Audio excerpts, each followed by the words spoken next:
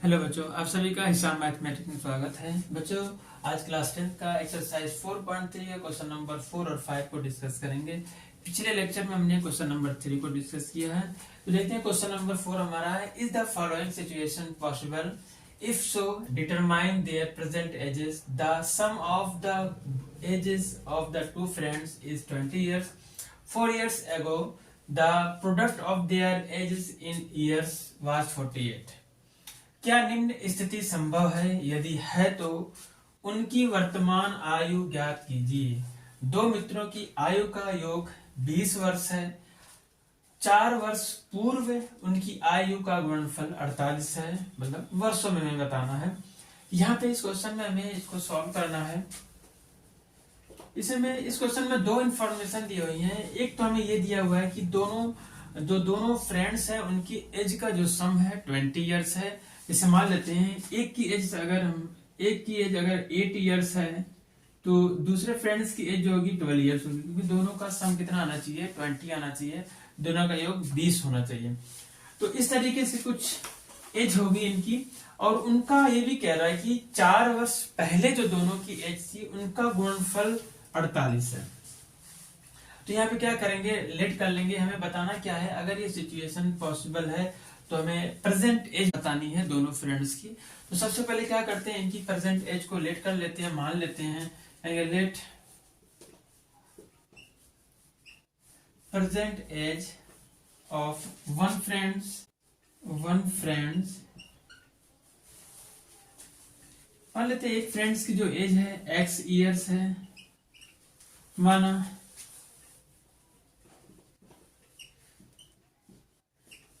एक मित्र की वर्तमान आयु x वर्ष है। तो दोनों का सम कितना होना चाहिए, 20। तो इसका मतलब ये है कि अगर एक की एज मान लेते हैं 12 इयर्स है तो दूसरे फ्रेंड्स की एज निकालनी होगी। तो क्या करना होगा हमें यहाँ पे 20 में से को माइनस करना होगा, मतलब 8 इयर्स आ जाएगा दूसरे वाले फ्रेंड्स की।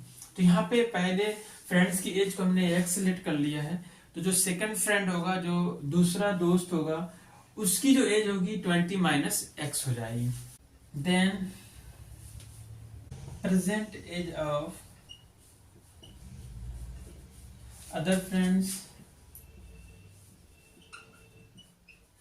तो अदर फ्रेंड जो दूसरा दोस्त है उसकी एज क्या हो जाएगी, 20 में से x को माइनस कर लेंगे, 20 माइनस x इयर्स हो जाएगी। ये हो जाएगी सेकेंड जो दोस्त है। तब दूसरे मित्र की वर्तमान आयु कितनी हो जाएगी, 20 माइनस x हो जाएगा। दूसरी इंफॉर्मेशन में इसमें ये दिया हुआ है कि क्वेश्चन में कि इसका जो गुणनफल है, दोनों की एज का गुणनफल कब, 4 साल पहले। 4 इयर्स एगो की बात होती है, 4 इयर्स एगो जो इनकी एज थी उनका मल्टीप्लाई या उनका जो गुणनफल है कितना है, 48 है। तो इनकी 4 इयर्स एगो में एज क्या हो जाएगी, कहेंगे 4 years ago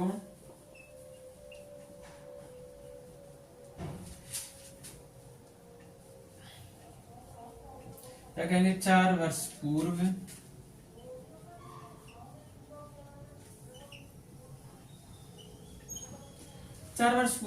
as of one friend,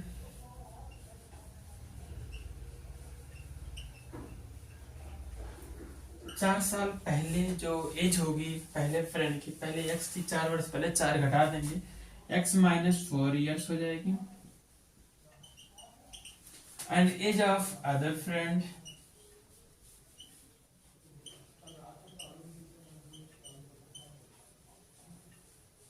क्या आ जाएगा, 20 माइनस x जो ये प्रेजेंट एज है 4 साल पहले या 4 इयर्स, वो क्या होगा, 4 माइनस कर लेंगे, इसमें से कितना आ जाएगा, 20 में से 4 घटा लेंगे, 16 आ जाएगा, 16 माइनस x इयर्स। ये जो दोनों एज आई है 4 इयर्स एगो की एज है, 4 वर्ष पहले की एज है।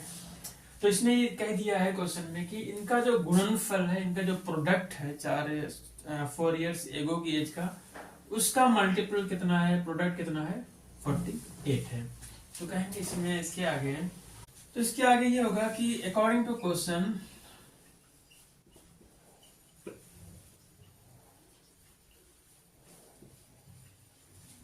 या फिर प्रश्नानुसार क्या होगा, इनका जो प्रोडक्ट होगा वो कितना है, 48 है। तो कहेंगे जो 4 साल पहले एक फ्रेंड की एज है x-4, फिर 4 वर्ष पहले दूसरे फ्रेंड की एज है 16 - x, इनका जो प्रोडक्ट है गुणा करने कितना आना चाहिए, 48 आना चाहिए। इसको सिंप्लीफाई करते हैं, x का एक बार इसमें मल्टीप्लाई करें क्या होगा, x × 16 - x, फिर अगला -4 × 16 - x = 48। अब यहाँ पे x का 16 में गुणा होगा तो x 16x हो जाएगा, फिर x का x में होगा तो x का स्क्वायर माइनस 4 का 16 में होगा 16 × 64, फिर माइनस माइनस प्लस और 4 का होगा 4x = 48। यहाँ से हमारा क्वाड्रेटिक इक्वेशन बनेगा, द्विघात समीकरण बनेगा।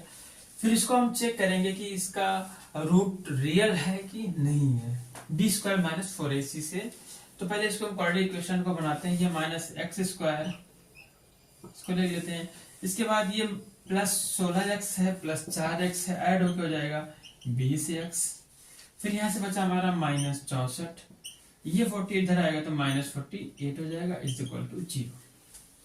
ये हो जाएगा -x², 20x + 20x, फिर 64 में 48 को ऐड कर लेंगे, आ जाएगा 8 से 12, 6 4 10 11, -112 = 0। ये हमारा क्वाड्रेटिक इक्वेशन है। पॉजिटिव बनाना है तो -1 से पूरी इक्वेशन मल्टीप्लाई कर देंगे, तो ये हमारा हो जाएगा x² प्लस, फिर ये माइनस हो जाएगा 20x प्लस हो जाएगा 112 = 0। अब इसको हमें चेक करना है, d = जो हमारा डिस्क्रिमिनेंट होता है d = b² - 4ac, इससे यूज करके हम चेक कर लेंगे इसके जो रूट्स हैं कैसे हैं, रियल रूट्स हैं या फिर रियल रूट्स नहीं है। x² - 20x plus 112 = 0। कहेंगे ये हमारा है, it is form of ax² plus bx plus c = 0, या फिर कहेंगे x² plus bx plus c के रूप का है, या फिर इससे तुलना करने पर यहाँ पे देखेंगे a की वैल्यू हमारी 1 है, b की वैल्यू -20 एंड c = 112। तो पहले इसका डिस्क्रिमिनेंट निकालते हैं, d क्या हो जाएगा, डिस्क्रिमिनेंट यार d बराबर होता है b² - 4ac। तो b की वैल्यू यहाँ पे है -20, तो -20 का स्क्वायर -4 × a हमारा 1 है, c है 112। 20 कवर करेंगे आता है 400, अब माइनस कवर होगा तो प्लस हो जाएगा। ये हो गया 4 गुणा 112 करें, आ जाएगा 4 दूनी 8, 4 × 9 4, 4 × 9 4, 448 से 400 माइनस करेंगे तो यहाँ पे आ जाएगा -48। क्योंकि देख रहे हैं कि हमारा जो d है, या फिर कहेंगे b² - 4ac, ये लेस देन 0 आया है, ये आया है लेस देन 0। तो कहेंगे इसके नो रियल, इससे कोई भी रियल रूट नहीं है, कहेंगे इसलिए नो रियल रूट, फिर कोई वास्तविक मूल नहीं।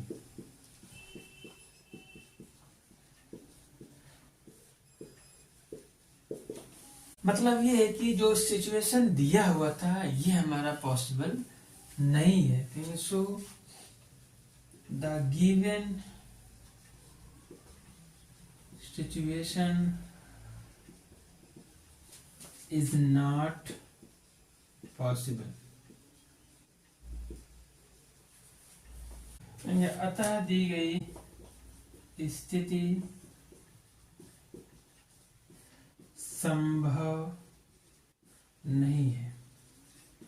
कहने का मतलब ये है कि जो हमें प्रेजेंट एज उनकी दी हुई थी कि जिसका सम कितना आना चाहिए था 20, और फिर 4 इयर्स एगो या 4 वर्ष पहले उनकी एज का जो गुणनफल था 48, ये सिचुएशन नहीं हो सकती। इस तरीके से क्वेश्चन नंबर 4 हमारा कंप्लीट होता है।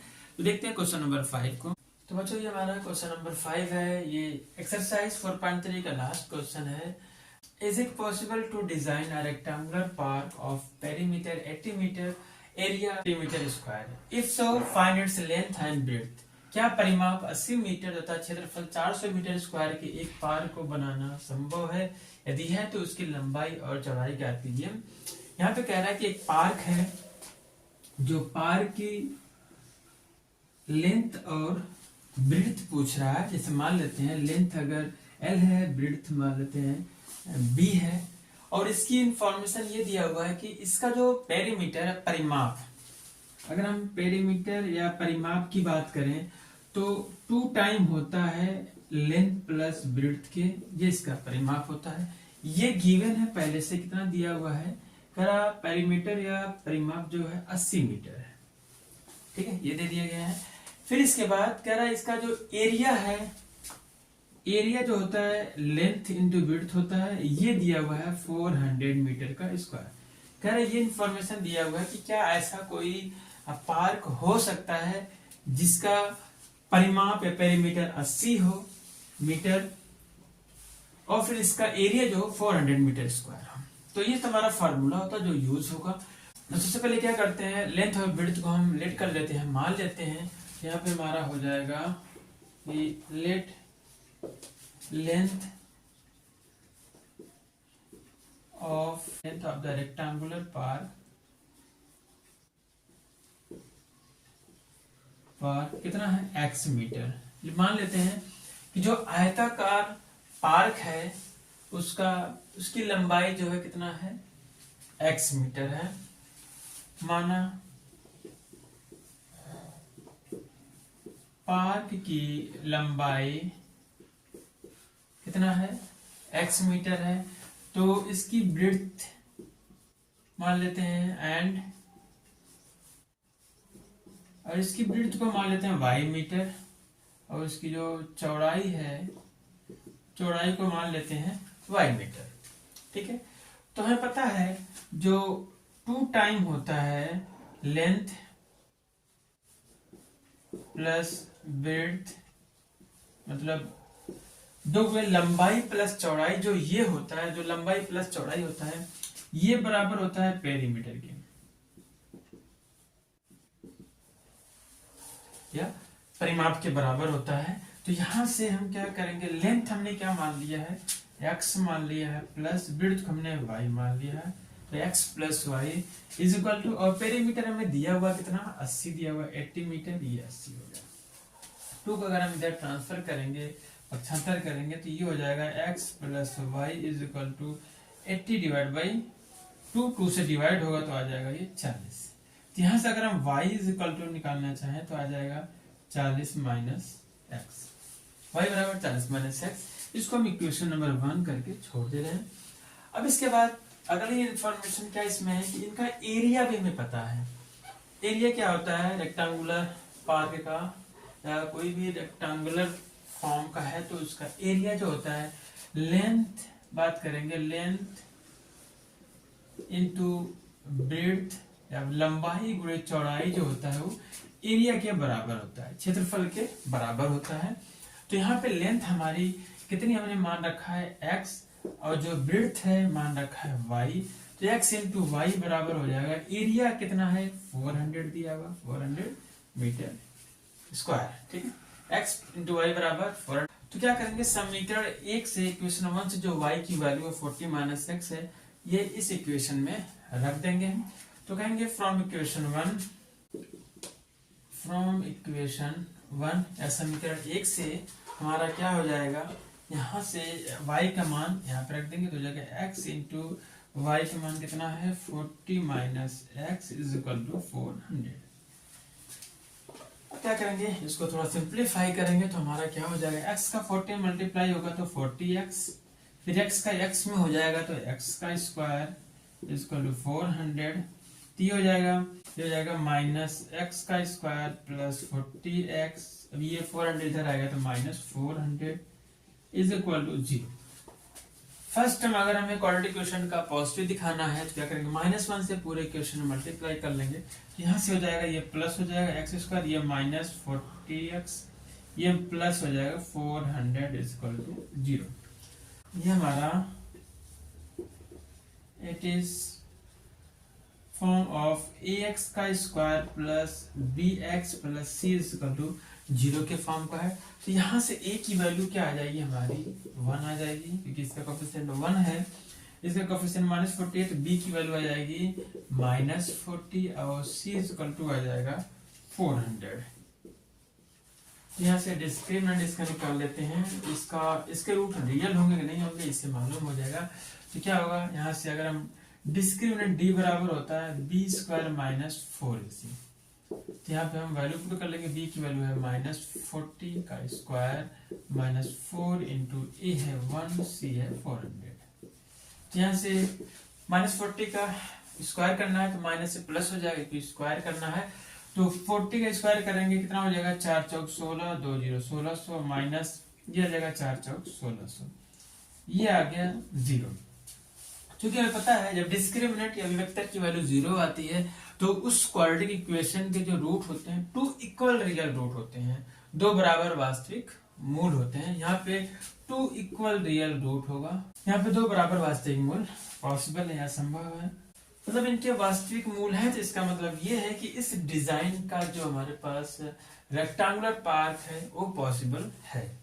जो क्वाड्रेटिक फार्मूला का यूज करके उस रियल रूट को फाइंड कर लेंगे, और फाइंड करने के बाद हमें जो x की वैल्यू आएगी और y की वैल्यू आएगी, वही क्या होगा इस रेक्टेंगुलर पार्क के लेंथ और विड्थ होंगे। तो क्या करेंगे, यहाँ पे हम फार्मूला यूज करते हैं, कहेंगे बाय यूजिंग क्वाड्रेटिक फार्मूला या द्विघाती सूत्र को यूज करने पे हमारा द्विघाती सूत्र होता है रूट फाइंड करने के लिए x बराबर -b plus minus square root में b² - 4ac divide by whole divide by 2a। अगर यहाँ पे वैल्यू पुट करें, b की वैल्यू यहाँ पे -40 है, एक माइनस पहले से है, -40 अंदर हो गया, प्लस माइनस b² वही है -40 है, इसका स्क्वायर -4, a की वैल्यू 1 और c की वैल्यू कितनी है 400, ठीक है, whole divide by 2a, a की वैल्यू 1 है। तो यहाँ से हो जाएगा -40 माइनस इंटू माइनस प्लस हो गया, +40 प्लस माइनस स्क्वायर रूट में इसका स्क्वायर करने पे आया था 1600, फिर अगेन इसका मल्टीप्लाई करने भी आया था 1600, डिवाइड बाई कितना आ जाएगा 2। तो यहाँ से x बराबर हमारा आ जाएगा 40 प्लस माइनस ये पूरा टर्म 0 हो गया था, मतलब यहाँ पे 0 आएगा डिवाइड बाई 2, मतलब ये है x की वैल्यू आ गया 40/2, 2 से डिवाइड करेंगे तो x बराबर आ जाएगा 20। तो कहेंगे इसलिए जो लेंथ हमारी है क्या आ जाएगी, लेंथ हमने x मान रखा था, लेंथ जो हमारी है लंबाई जो कितनी हो जाएगी 20 मीटर। क्योंकि यहाँ पे 2 इक्वल रियल रूट है, 2 बराबर वास्तविक मूल है, दोनों 20 ही आना है, इसलिए लेंथ भी 20 मीटर होगी और इसकी ब्रेड्थ भी 20 मीटर होगी। तो ब्रेड्थ भी क्या है हमारे पास यहाँ पे 20 मीटर, मतलब लंबाई और चौड़ाई दोनों कितनी है 20 मीटर है। तो इस तरीके से ये जो हमारा रेक्टेंगुलर पार्क बनाना पॉसिबल है। तो कहेंगे 10 रेक्टेंगुलर पार्क इज पॉसिबल। इस प्रकार से